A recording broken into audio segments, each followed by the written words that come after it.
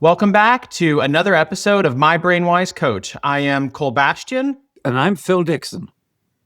And we are so excited that you've joined us for another conversation of decoding our lives through understanding neuroscience and behavioral science. And Phil, over the last, I would say 4, maybe 5 weeks, actually, we talked about how to unstuck our life, or if someone was going through a transition or making an intentional change, whether it's personal or relational or work or whatever it was, what were some practices on how to do that? Or what were the strategies or the pieces of that transition map and exercises they could do to help them theorize and come up with where they wanted to go next based off of a variety of things? And we took a little bit of a break and we did some conversation around the neuroscience of resolutions. And so I think what we're going to talk about today is very on time with kind of where we ended off in that series, because one of the things that often happens as we go into the new year is we all individually want to make a change. We want to do something different. We want to see a change. And part of that might be in our relationships or even at work. We're now starting to think, okay, how do I really want to see a change in this other person? Or I want someone's behaviors to improve or their performance to get better. Or at home, I want to see someone, really my spouse, talk to me in a different way because there's some things that are bothering me. Or I want them to show up differently in our finances. Or I want my kids to show up differently in how they interact with their friends. So there can be a variety of things. And a big part of that is, how do you deliver difficult or hard feedback, right? Or how do you deliver that conversation to someone in a way that strengthens relationships, right? And still gets across the point in terms of the message behind what I want to see changed, but also keeps me open to feedback in that same conversation. And ultimately, we get to the end of that dialogue with a better outcome and we're able to move forward. But oftentimes that doesn't actually happen. People will go into this dialogue, right? And they'll go into the conversation and it will go completely awry. I can be honest and know that my husband and I, over the last 4 years, and I feel like I'm very well versed at great communication and delivering difficult feedback, but it's different at home because there's more emotions that typically come up. And even at work, but it doesn't always end the way we want it to. And I know for myself that has happened. And so I think, why don't we talk about that today and have that be kind of the premise of our dialogue? We also talked earlier last year, Phil, about effective communication and gave people a model for that. Now we're in this kind of unstuck your life. We just finished that series. Let's talk about, how do you deliver difficult feedback to someone as we go into the new year and we know we're going to want to see changes in ourselves and others. I think it'd be a great conversation for us to have. And that's where we're going to go. And excuse me, I'll make a couple of initial comments. One is, be very clear about why you're giving feedback, because typically we want to see change in another person or change in ourselves. But typically we tend to give feedback, especially at work. We call them one-on-ones at work. And part of that one-on-one is often give feedback. However, what we're going to do today is realize that's not the sole purpose of the one-on-one. But I think there's a premise that we need to make very clear right up front, and that is, you cannot change another person. All the data, all the research, all the anecdotal stuff says you can't change someone else. You can change how you interact with them, and maybe you'll have some influence. And so what we're really talking about is how to maximize the chance of that influence being successful. How are you going to communicate what you would like to see in a change so that someone else will then gravitate and latch onto it and then ultimately have the desire to make that same change? Yeah, because there's very few people sit there and go, oh, thank you for dropping that 40-pound pearl of wisdom on my head, and I will change tomorrow morning. Thank you very much. Imagine me not thinking of that all this time. It does not happen that way. No, it does not. I can think of many situations where it was far more colorful. Yes. Those dialogues are happening, or those conversations, and emotions get raised, voices get louder, frustration built. There's a variety of things that happen for us when that goes wrong. So maybe, Phil, can we start off by painting a picture of what we're going to talk about today, the premise of the dialogue and how we define success in the conversation? And then I think a good place for us to go first might be, what causes them not to go well? So we now know how to then improve them. So what I was going to suggest is we start off with saying, what would be an ideal result? Success outcomes. Success outcomes for a particular conversation like this. And I think there's probably a half a dozen, there may be slightly more than that. But the first one, what I'd say is what we want to do is minimize the threat activation in the brain for both sides. So I need to keep, if I'm the one giving feedback, I need to make certain that I'm aware of what's going on and that I minimize the chance of me losing control and therefore, or losing my prefrontal cortex and therefore losing control. And also, Meaning you've lost it before, Phil? say that again? You've lost your prefrontal cortex? I hope you found it. New Year's Eve after 3 glasses of wine, I couldn't find it. Yeah, exactly. It ran away to the bathroom. Yeah, something went, it said goodbye and left me for a couple of hours. But so lowering that social threat, I think that's number one. Number two is how do we walk away with both of us feeling that we've got a higher degree of psychological safety? At the end of it, we can go, hey, that was a great conversation. And thanks for the feedback. And I know exactly what I'm going to be doing. There's an old adage in Silicon Valley, at least, feedback is a gift. I won't tell you exactly what I think of that, but from a brain's perspective, not all feedback is a gift. No, and if you remember, I shared that on one of our last maybe, I don't know how many episodes ago, but there's 3 things you can do with a gift. Right. You can take it and use it. Number 1. Number 2, I can re-gift it to somebody else, or I can put it on the shelf in my closet and never look at it again. Yeah, it's a good reminder. Thank you. Yes. So what we're looking for as well is the actual change itself. Maybe there's some learning, retained learning that people can go, yeah, I can do something differently. Really role model honest conversation so that we start to build up over a period of time the fact if we are going to have this, it's going to be honest and successful. We finish up therefore increasing and strengthening the relationship and actually increasing at the workplace, at least, performance and in both the workplace and at home, people's well-being on both sides. So those are the sort of 7 or 8 outcomes that we'd be looking for. So really, in a way, if I take a very rational and logical approach to this, saying anything we do in the process of having those discussions, we need to check mark against, will it actually achieve these outcomes? Exactly. And I think the only thing I would add on to it from a context of at home is it talks about relationships in the one you just described, but especially with your spouse, I think it's that one of the success outcomes is that you leave the conversation closer than when you entered the discussion. There we go. And that, if that is one of your bullet points, then that helps for you to frame up the conversation before going into it. And one of the things that I think is important too from a relationship, especially spousal relationship, is weighing if the feedback you're going to deliver is absolutely necessary. Because that's something that I had to learn very early on in my marriage, is that something might bother me, but that might be something I need to work on and just let it go. Yeah. And it's not a big deal. Just move on from it. Great example. And I'm not saying this from my personal relationship, but a lot of people get frustrated because their spouse will drop their clothes next to the hamper instead of inside of it. And they get so frustrated. And I'm not saying that one person or that it won't bother them, but is it really that big of a deal compared to something else that might be going on that you do need to deliver feedback on? Or is it, okay, they drop it there. You have 2 choices, pick it up, put it in the laundry for them, or don't wash it. Then just leave a big pile of clothes on the floor for them to pick up later. In some cases like that, is the effort and the dialogue going to be is that necessary? Or is it something you can just move on from and keep the peace and keep your relationship intact? I think people get so up in arms, and it's probably a mental model, Phil, that's actually coming to the forefront, honestly.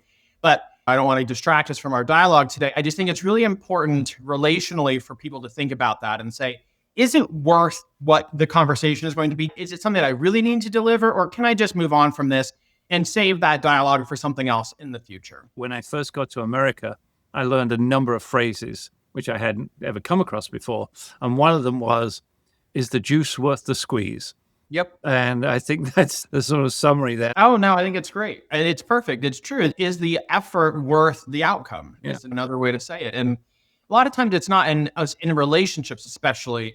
I am a part of the relationship. Therefore, there may be things I need to change about what's bothering me versus everything being on my spouse and vice versa. Yeah. Right. And So let me start. There's an old thing that's been around for many years. I think it's relevant now. And that is when you're giving feedback, there's an old adage that says, I'm going to give a positive piece of feedback and then negative and then positive. positive sandwich. That's what people call it. I actually call it the shit sandwich Oh, because it's, never mind. We won't go into any more detail than that. let the color commentary run in our BrainWise friends' imagination. Yes, there we go. But the idea of giving some positive feedback, then negative, and then positive, actually over a period of time has a deleterious effect in the fact that what happens is after a while, the other person's brain gets used to the fact that, oh, he's got something or she's got something nice to say, but there's another shoe that's going to drop. And so they don't even hear the positive stuff. Right. And if that's been your plan of giving feedback, suggest you change your plan. And I think, and this is just my own personal take on it, I think that sometimes is related to people's lack of understanding maybe, or not knowing exactly how to build psychological safety with another person to where they can effectively deliver difficult feedback. It's a model that people I think have used to try to maintain relationships when in reality it's probably a bit more difficult than that, quite honestly, because you have to have psychological safety. There has to be trust there. But when you've done those two things, it's much simpler to deliver feedback and still be able to move forward in a positive manner without having to have that type of construct of a crap sandwich. Yeah. So I'm going to give a couple of from a brain perspective, a couple of things that are important. One is at work, we tend to have one-on-ones that are scheduled. And in fact, doing something on a regular cadence makes it a little easier. That's the good side. But even then, one of the things to do as a leader or the manager of that one-on-one is check in with how that person is feeling right there and then, right up front. Because if the person is not open and receptive, if they're already stressed or they're in drama or something else just happened or they've got a deliverable to do that's important to them, giving feedback is just not going to work. It's just the wrong time. So checking in on whether or not the feedback is even going to be received. So very early on in the one-on-one, as a manager, as a leader, as the initiator of that, then check in whether it's a good time. And we actually teach as a part of a feedback model from several companies that I've worked at. Are you asking a question, even if it's in the moment? Because I've done a lot of work with frontline worker organizations, hospitality and retail. And a lot of times you need to be able to deliver feedback fairly instantaneously. So that way it can be captured and used. And so it may not be as structured, but we still teach, are you open to feedback? And ask that question, because if they're not, and maybe they need to take a walk around the building, they're frustrated, something happened, their mind's somewhere else, right then and there may not be the right time. And so then saying, okay, if they say no, okay, when would be a great time for me to follow back up with you? Yeah. And then actually follow back up. Obviously, it can't be 2 weeks from now, but usually no one's going to say that. They're probably going to go, give me 5 minutes and I'll be ready. Or I have this and then I'll be ready in the next 30 minutes or whatever. And you've got a balancing act. You may not be able to give feedback in the moment, but you want to actually minimize the amount of time between the event and the feedback. And so there's there's a push and pull around that. Yeah. And there's no magic rule about that. You just have to make a judgment call. Right. And talking of judgment, the other thing we'd say about giving feedback is do it in a non-judgmental fashion. I think I wasn't around in America for this, but there was somebody, I forget his name now, Sergeant somebody or other, said, just the facts, ma'am, just the facts. And I'm sure one of our BrainWise listeners will be able to fill out who it was that said that. But again, unemotional facts, observable facts, right. Not an interpretation about what was going on in that other person's mind. Right? Just here's what I saw happening. Right. And I think it's important for us to give an example, Phil, where it's instead of saying, I feel like what you might have been trying to do is X, and what you really should have been doing is this. That statement can become judgmental in terms of how you are conveying the message, where it's, Here is a construct for how to deliver feedback. Here's the behavior, the observed behavior, and then what was the observed result of that behavior, right? And is that the result that as an organization or as a team member, is that what we're trying to accomplish? Or are we actually trying to accomplish something different, which is obviously why we're having this discussion. So now we're going to move to, okay, what do we need to do differently moving forward? Which of course we give them the opportunity to think of and come up with on their own and all that stuff. But I think it's important to give some examples of what it sounds like to be somewhat judgmental versus more factual based, because you don't want to get into that space because then you're going to trigger off several threats for people just in a moment of giving feedback.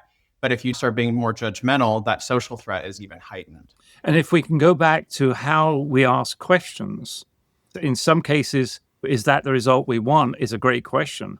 But another way of rephrasing that would be, how can we improve that result? Or how could we end up with something that was better, even more successful for the end client or something like that? Again, what we're starting to do is build on those exercises and tools we did in earlier podcasts and actually say, now use those actually within this environment. And one of the other things that, and you just went ping in my mind, is one of the things we talk about in delivering feedback is also how do we get the other person, especially in work, this is strictly work context right now, how do we get them to own the results versus it feeling like it's a shared commitment? Because a lot of times, yes, I think there's things leaders need to do to help their team members. But then in terms of if I personally, as a team member, am going to change, that's entirely up to me, period. No one can do it for me. And so we talk about own it questions. And so when you're talking about results, a lot of times people will insert themselves as the leader to try to soften the blow of the conversation and say, how can we improve this? How can we do something different? We can't.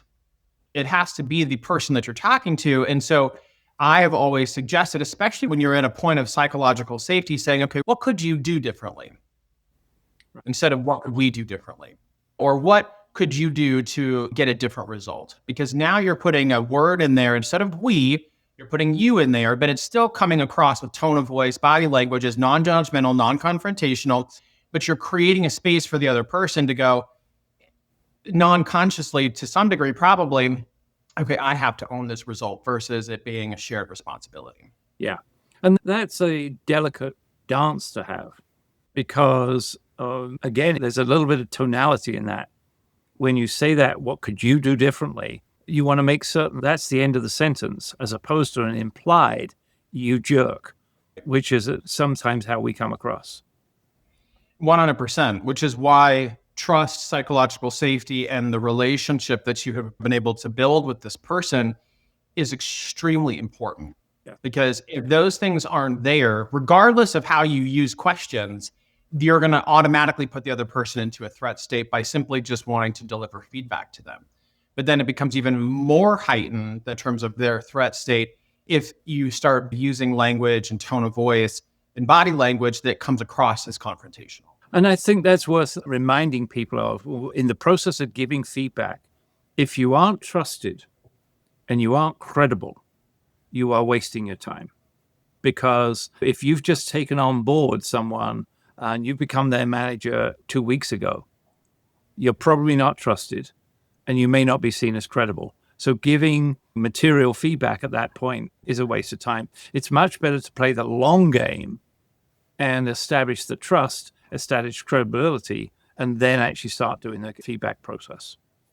Which I think is very similar in relationships, because when a lot of times, if you don't have the trust and psychological safety with your spouse, your conversations are not ever going to go successfully. And the other person is just going to, your spouse is going to immediately say, wait a minute, why I trust this dialogue? I don't trust where it's going. In relationships, sometimes it's inherently given into some degree on the front end of a relationship. I think there's some, you're still working on building trust, but we give it because we're trying to really get to know this person. We love them.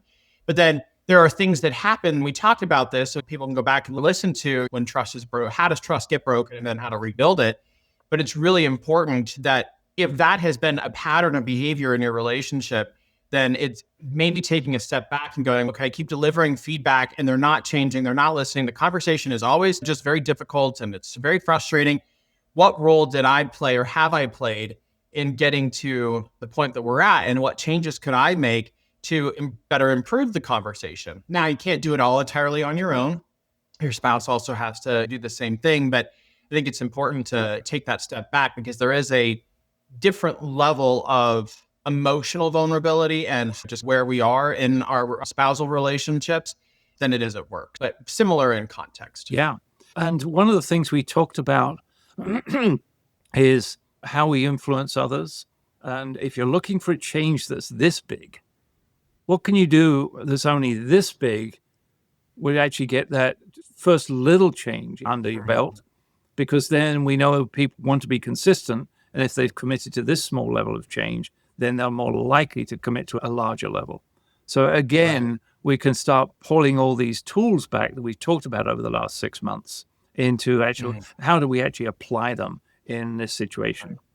Absolutely. Let's step back a little bit and talk a little bit about the one-on-one process. And obviously at work, this can be a little bit more formulaic. I think if you think about it at home, first of all, it's less likely to be formulaic and less likely to be predictable. These things at home tend to come up when they come up, whereas at work, they're scheduled on a calendar that's going to happen at 2 o'clock in the afternoon. If you've got a tough conversation to have, don't leave it until 2 or 3 o'clock in the afternoon. That's when everyone's brains are less adept at learning and listening. It's much better to have it at 9 o'clock in the morning than at 2 or 3 o'clock in the afternoon. Absolutely. And one of the things I think is important in that I did this a lot as a leader is people will have their scheduled one-on-ones and then they also want to do development and deliver feedback. And they try to encapsulate all these different topics into a 45-minute to hour conversation. If you're delivering feedback that is a bit more difficult or you've observed behavior that you need someone to change, a lot of times I personally segment that out into its own dialogue. We still have a fairly formulaic way of approaching the conversation, but I don't want to get intermixed with the dialogue around this person's personal development, how they want to grow in their career, where they want to go next, and what they want to do as they go along their journey. Because now we're putting way too much into one conversation. And then two, it begins to dilute the effectiveness of the developmental discussion, in my opinion. And I typically would reserve it for its own dialogue. And of course, there's a structure to it. There's a structure to the one-on-ones. And I think it depends on the level of what the conversation is going to be about and how difficult it may or may not be. But I agree with the timing on it and also not trying to pack too much into what is a traditional one-on-one, because a lot of times traditional one-on-ones, Phil, we're going to go over business results. We're going to talk about where I'm at on my ability to deliver against them. We've got my steps or my projects that I'm working on, and here's how I'm doing in that space. And then there might be a little bit of dialogue around, okay, where are you? Your results are here. We want to get here. How can you improve or do something differently? But it's not, usually we don't reserve like a space and time to say, okay, this past week, you've really stunk at doing this. And I would highly recommend you don't do that. But anyways, I just wanted to share that because I think it's extremely important that there is safe space in conversations between you and your supervisor or whatever the relationship is to have dialogue that doesn't have some of those more negative connotations coming with it. Yeah, and I think there's also maybe this is a fundamental, and that is, whose one-on-one is it? Theirs. That's what I've always said. And that's exactly where I was going. Is as a manager, as a leader, as a supervisor, whatever it is, you are in service of their meeting. You may have organized it. You may have jointly organized it. You may facilitate the conversation. By the way, always a better idea to do it in a neutral space rather than the manager's office. Instantly, okay, let's have our one-on-one in my office, and you're going to sit the other side of the desk. You've just set up threat space. But it's in general, think about it as you're in service as a leader of their one-on-one. Totally. And I actually, with my team members, would say there were certain outcomes that we talked about as a team. When we do one-on-ones, obviously I need to know how you're progressing on our major initiatives and how you feel like where you might need some support. But then from that point, this is entirely where you need to take us. I'm here to help remove roadblocks, help go through a dialogue on whatever. Maybe it's we need to talk about something because you're in a place that you're stuck and you want to discuss it. But I had come into the meeting with okay, 10 o'clock, we're going to do this, 5 o'clock, 10 after, 5 after, we're doing this, 10 after, we're doing like, that wasn't my style. And it was also different for each person because it was their one-on-one, it was their discussion. So we would get on and one, how are you doing? How are things going? How has your week been? And then what would you like to talk about? What's on your mind? And they knew that eventually in the dialogue, I, as a leader, needed to hear so I could update my boss and so on, where we were on certain projects. So that was inherent in the discussion, but I didn't have to go in and have this highly structured dialogue, which there was a structure for them. They wanted to take it to a certain place, but we still got to the same results. And at the end of it, we had a really good discussion. A lot of times there's feedback being delivered in the moment on certain things, but they got to navigate it. Now, for new leaders, Phil, I'd be there probably needs to be a little bit more structure in terms of how they might show up and what they do, because I've been doing this a long time and I could see myself early on in my career. If I did it that way, it would not go probably as successfully. So there does need to be a little bit of structure for new leaders, but then how can you get to a place where it can be a bit more organic and still get to the outcomes? Yeah. So again, go back to our conversations about open-ended questions. If you as a leader decided that the only thing you're going to do is ask open-ended questions based on what and how, that can be incredibly powerful in the one-on-one. You start off by what's on your mind, right? Because if that person comes in and they've got something on their mind which aligns with the feedback you were going to give, that's a blessing, basically. All of a sudden, now an easy way into the topic, and you can start going on, yeah, I hear you. How can we, what could you do differently on that one? Or what else have you thought about? Or where have you tried something and it didn't work? There's a whole host of open-ended questions, but within that space of the one-on-one. And in some cases, you can get to the way you want to go without actually giving the feedback, because the feedback will come out in the conversation. Yes, it will. 100%. And it just, you triggered something off for me, which is and this is, I obviously been working with my team for a long time, but we talked a lot about, and I didn't frame it this way, but someone else did, and I'm just going to shamelessly borrow it, thinking currency. When people come to our one-on-ones, what I would ask all of my team is, you need to have thought through or tried all of these different things, right? Or gone through a process of deducing for yourself. I said this explicitly, but I'm going to say it on the podcast. Don't come and ask me, what do I need to do? Because I'm not helping you grow as an individual contributor or as a team member if that's how we're going to approach our dialogues. The one-on-one needs to be, here's where I'm at, here's what I'm working on, this is what's successfully, and then I will ask probing questions like you just described to say, okay, what have you tried? Where has it gone successfully? What has not gone successfully? What's a common denominator in all those scenarios? What do you think you could do differently? And then at that point, I'll offer some suggestions. But one of the things I think is really important for all of us is, when I go into these conversations, what am I bringing to the discussion, especially from the team member's part to the supervisor? Am I coming prepared to have a dialogue? Am I coming prepared with my thoughts and ideas and things that I've tried and challenges that I've had? Or am I simply waiting for my supervisor to tell me what to do? Yeah. The couple of things you mentioned, I want to double click on. Or I believe I was learning, you said last time, let's expand upon that. Zoom in. Let's zoom in on that. And that is, you mentioned the word thinking currency.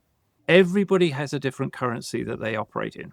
For some people, the reward currency, what's my reward currency? What's going to make me feel like, yes, I want to do this? Improving my own performance is a reward currency.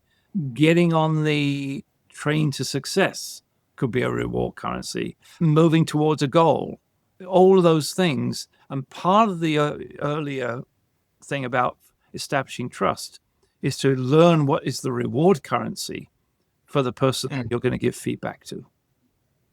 Absolutely. And it's interesting because everyone does have a different currency. And if you can identify what it is, then it allows you to help structure conversation and reward systems with that individual person that, really ultimately plays on, it encourages this person to go after what it is they might want to go after. And so I think, Phil, one of the things that I'd like for us to talk about that we haven't quite yet, we've talked a little bit about the structure of a one-on-one. We talked about deliver feedback and what pitfalls to avoid. But I think something that'll be interesting for individuals is, We've all been in a one-on-one or a hard conversation field that has not gone successfully. I think I can think of several in my mind right now. What most commonly happens in those dialogues that keeps us from having a successful conversation? I think there's a whole bunch of things. So let's start. There's probably a dozen in total, but let's Yeah. start with assumptions. I'll give a personal one. Many years ago, I sat down with my boss and I got some pretty powerful negative feedback. And it felt unfair because he was not aware of a whole bunch of other things that had happened in the background. And so making assumptions is going to get us into trouble. And so finding out not only what the observed behavior and observed result was, but what else was going on in the background. And so some exploratory activity right up front. So that making assumptions can get us into real trouble. You know the old adage, which is for assume, right? You make a donkey out of you and me when you assume something, right? Right. And so it's important to go in more curious than, so maybe it's not being curious about what's going on for that person is another way to phrase it too, and where you can initially derail. What are some others? Basically not taking into account the other person's individual preferences. And there's an old rule, you've heard it, which is called the golden rule, which you know what it is. Treat others how you want to be treated. But I actually prefer the platinum rule, which treat others the way they want to be treated. Amen. And so that's the case as not projecting your needs onto others, but understand others' needs the way, for some people, you need only to tell them something once or even infer that there's a problem and they get it and you don't need to ram it home. But for others, you've got to make it very explicit. And so understanding the other person's vulnerabilities as an individual, what is their threat state? So for mine, I think I've said in the past, mine is fairness. Fairness in both the process and the result. Exactly. And one of the things you were talking about, I can't remember the exact words you said, but it's like beating a dead horse is what I heard, where you have to tell them over and over again. I think also what can happen is not only am I not aware of what the other they probably understood it, right? Or they're a person that does understand it, we can move forward. But especially in the relational context, because I see this show up a lot, even in my own marriage, when I'll say something and then I'll say what I said was trying to clarify, and my spouse will do the same thing. We are not validating our understanding of what the other person has said, right? Now, there's a difference. Now, so let me talk about validation. Validation is what I've heard you say is this and this. You want me to do this so that it'll produce this different outcome. And I think why we don't want to do, why sometimes maybe non-consciously we don't want to, there's different threats that are happening, but validation can sometimes be believed as I'm agreeing to what you have just said. When in reality, they're not the same thing. Validating is I've heard you. I understand what you're saying. And that's why I tell my husband a lot of times is that we don't always have to agree. We can agree to disagree and still live very harmoniously. And we're not in a space where I expect him to do every single thing the way that I want it to be done and vice versa. But I can understand where he's coming from. I can understand his perspective. I can validate the way he feels because it's important, and I want to create space that that I am making it important for how he feels. But just because I validate something doesn't mean that I'm ultimately saying, yeah, I'm going to do that exact thing that you're just describing, right? Now, one of the things I think also is important is if you don't necessarily agree, is it the time at that point to continue that, or should you leave space for it to be validated, make a mental note, and come back in the future if it's that important? So yes, I love those. And a couple of things. One is quite often in that part of the conversation, we are all basing it on a mental model we have. And if the mental model you have is, if I listen and ask questions, that other person is going to assume I'm agreeing with them, then that's a mental model, right? Separate those things out. Separate out the asking questions and giving validation, whatever it means. That is separate from saying, I agree with you or I disagree with you. Exactly. Separate those two things out, can be in your own mind. 100%. Because by leaving space to listen and validate or repeat back or paraphrase, you're demonstrating to the other person, in this case, your spouse or a significant other, that you care about them, that you respect their opinions, that you respect what's important to them. And I think we all want to convey that message to our significant other. We want to convey we respect them, we love them, we care about them, we want to leave space for how they feel and what they think. That doesn't mean that I have to agree. Right. Right. And I can leave space for that and come back to it in the future and say, we had this dialogue before and I entirely understand where you're coming from. I happen to feel differently. Where can we meet in the middle? Or is it even that important that you have to have? That's entirely up to the couple to make that decision. But I think that's where a lot of times in those, and that's where it starts to go left. I think in a lot of places, there's many other ones for spousal relationships that can go left, but when the other person doesn't feel heard or validated, then that's where emotions start to raise. People get frustrated and then you go back and forth. What I said was this. No, what I said was this. And what you're really trying to say is, can you respect this position where I'm coming from? Can you give me that space? And I think you were just talking about mental models. One of our mental models for a lot of people is that my spouse has to agree with me in order for us to live harmoniously. There's this, whatever I want, they need to do, which in reality is just not, you don't have to. There is a way to live life where you are individual people that have now become one, that you don't have to agree on everything. How can you live harmoniously in that space? We don't agree with a lot of people on things, but we still have a great relationship with them. Yeah. So again, I'm going to go back into if you're in the one-on-one process and you've just delivered some feedback to somebody that might be not in their mental model. It might be they perceive it as criticism, whatever it might be. At that point, their prefrontal cortex has probably just gone offline. So having a rational conversation about why or doing the explanation or the detail is literally a waste of time and just likely to make matters worse. So there's at any given point in time, after you've given a little bit of feedback, it's worthwhile doing a check-in. And that could be all sorts of ways. Is where are you on this? Or how are we doing so far? Or any type of questioning like that, which you checks in on the process. If you'd like to divide the conversation across the top, there's the content of the process of the conversation, and here's the process of the conversation. You drop down into the process. How are we doing? To what level do you happen to agree with us? Right. There's 1,000 questions you can ask in that. And quite often that gives a little bit of space to reduce any emotion that might be coming out.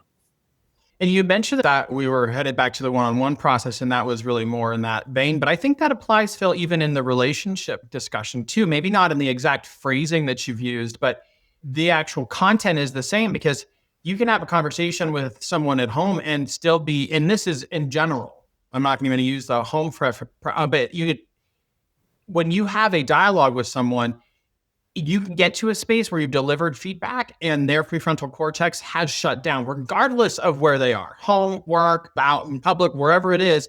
And is it worth moving forward in the conversation when that's happened? Most likely not, because they're not listening. And that's where emotions get heightened. Now the amygdala is taking over and we're becoming more emotional and we're in this back and forth fight. And so in relationships, we call it a timeout or a pause, right? And you have to be very careful. You can't use the timeout or a pause as a vehicle or a weapon towards the other person to keep them from talking, because that's not fair. You also have to make sure you recommit to coming back. But even in a professional context, should we take a pause? Maybe there's something that has come up for me as you're delivering feedback that has triggered or threatened me or something in that vein, and I need a moment to process. And maybe it is okay to do that and then come back at another time, predetermine it. We're going to come back in 2 hours. We're going to come back in 3 hours and we'll finish this. But that way it gives me time to process, or the other person time to process what has just triggered them. And let's just go one level deeper on that. And that is when your prefrontal cortex goes offline is because your brain got flooded with cortisol. Cortisol is a big, heavy molecule. It takes a while to dissipate. And depending on your own metabolism, Typically, it takes between 2 and 5 hours. So first of all, the idea of saying, yeah, let's take a time out, let's take a break, or let's get back together again, or why don't we both go away and think about this? Whatever the phrase is, doesn't matter. But then allow that 2 to 5 hours. So, if you're doing it at 9 o'clock, 10 o'clock in the morning, how about we get together again tomorrow morning for 10 minutes? That's another way, because then you're both fresh. Your prefrontal cortex is back online. You're more likely to be rational. You're more likely to actually turn around and hear, yeah, I see you had a point yesterday, as opposed to just going at it and trying to get resolution. So many of us want to get resolution now so we can move on. Doesn't always happen that way. 100%. And I think eventually you do need to have a resolution. Now, the resolution might be you've stepped away and you realize, oh, I was the one doing X, Y, or Z, or yeah, I agree with them, or my being triggered had nothing to do with this other person. So I just needed to work through that, or whatever the case might be. And I believe that there can be a resolution, or needs to be, even if it's, I understand where you're coming from and I appreciate your perspective. I just don't agree. And so here is how I suggest we move forward, right? And come prepared with that, no matter the context or the situation. And that can be an acceptable answer, as long as both parties are they're in agreement to what the common denominator or the go forward strategy is going to be. And so it's very important. And I remember a conversation I had personally at work anyways, where my prefrontal cortex had gone down. And I actually shared this dialogue with you. This was probably 6 months ago, when I was told that I was being too empathetic in a situation that we were going through, and I was making things worse. And of course, everything is firing off, that I'm threatened. I just couldn't believe it. And I actually felt to this, but the Holy Ghost, the Holy Spirit just came over me, because if he hadn't, I don't know what I would have said to this other person. But there was so much control and resolve where I just said, I appreciate everything you've shared with me. I don't agree at all with what you have shared today, but give me some time to reflect and come back, and we can talk about it further. But I remember that. And I think I brought this up is for those of us who, when we're in those dialogues and we are the one being triggered, having the emotional or self-awareness to say, something's happened. I need to take a pause, right? And being able to say, no, this isn't, and it's okay to do that, but recognizing that, and then still in that moment, working on how do you show up so that you don't then trigger them and then you're now fighting each other. And so anyways, I thought that was really important to share, because there's also responsibility on my part. I've been triggered. I think in kind of cultural society today, they triggered me, it's their fault. And there is this belief system in that space. You hear it may not be in those direct terminology, but that is not true. It's not their fault that they triggered you. You're triggered. So you need to take a moment to reflect, pause, and then come back to the dialogue to be able to share what happened and how you would like to move forward. Yeah. And there's a meta conversation to be had as well, which is if you're the person receiving feedback, and I'm going to go back to more like at work, if you're the boss or the supervisor or whoever gives you feedback, and it's in a style that's difficult for you to accept, there's a reverse change process to be done at some point, and that is to help your boss learn how to better give you feedback. And we've got double loop learning happening here. And again, it may not be at that moment it's the right thing to do, but at some point in time to go back to your boss and say, that feedback conversation we had the other day, there's a better way for you to give me feedback. And let me tell you how it might work better. And I think that is the same even at home with spouse or a friendship. I might deliver feedback to you in a way that puts you in a threat state, that makes you feel uncomfortable or whatever. And you're not my boss and I'm not your boss. We're really good friends and you're my mentor. But in that case, you would still have the ability and should. Basically, it's like I call it coaching up, deliver that feedback to me and say, hey, this is a much better way to get this message across. I've done it with my spouse. Talking to me at 8:00 at night is probably not going to be the best way to do this. Or coming at me in a very heightened emotional state, accusing me, probably not going to be the best way for us to have this conversation. Here's a better way for us to do it. So I think that can apply to any relationships that we are in or any kind of dynamic that I'm having with another person. they may not know how to show up for me in that space or deliver feedback. It's my responsibility to share that with them if I want it to change. I can't be mad at them. This happens a lot where I'm now mad at this other person, my boss, my spouse, or whatever, for never delivering feedback the way I want them to, but yet I've never shared with them how I would like them to deliver feedback. Yeah. Whose fault is that really? My fault. And basically, I hadn't heard you use that phrase before, coaching up. And I like that. And I think for our BrainWise listeners, I think that's a nice little phrase. How do I coach up in this point? I realize there are some supervisors, depending on someone's situation, it may be more difficult to do that because of how that person might take something. But using the same framework that we just talked about for how you can deliver feedback to your team members, use that same framework to deliver that feedback to your spouse or to your, in this case, your boss, and coach up. And it's important to do that. And my personal opinion is if your boss isn't able to do that and receive that feedback, it says more about them than it does you if you do it in a way that's respectful. And as a boss, and maybe not every one-on-one, but there is a point in time where, again, I worked for Apple for 9 years. And one of the things I would always do is about once every 3 months, I'd say, let's reverse this. What can you teach me to better help you? And those are great conversations as well, provided you're willing to listen. If you're going to ignore it, it actually makes matters worse. Or if you're going to become defensive in the conversation, it's going to make it worse too. And I would also ask them, how am I showing up for you that is working? And how am I showing up for you that maybe isn't working and that I could do better in? Yeah. And then take it, understand it, digest it, and then make some changes. And I think you can apply that same process in our other relationships, which is how are we doing? And how specifically am I doing in our marriage right now? Because now, and you've done it in, I think a lot of times in those types of, we want to deliver the feedback because we've been triggered by something. We've been upset by something. It may not most of the time end very well because we've been triggered and we're in this emotional state. But if you can come into a conversation with your spouse or your boss or a friend or a coworker and say, how am I showing up for you? And it's a neutral, you're in a very positive state. For married couples, we always say, do this when you're on a date night. And you say, how are we doing? How am I showing up for you? Because you're in a positive experience already, and it's most likely going to go well, or it should in theory. And then that allows for this kind of neutral space to be for your partner to be able to share. How would we summarize this? And one of the things is we've talked a lot about what your triggers might be. And I don't think we've spent a lot of time looking at the sorts of things that cause people to get triggered. There's the obvious ones. But I think, well, these days we need to probably double click or zoom in on that and start talking about everything from do I feel safe? Do I feel included? Do I feel threatened? Can I understand what's happening next? All those big buckets of things all tend to trigger us. I think there's a conversation to be had sometime in a podcast in the future around some of the things, because some of them are obvious and some of them much less obvious.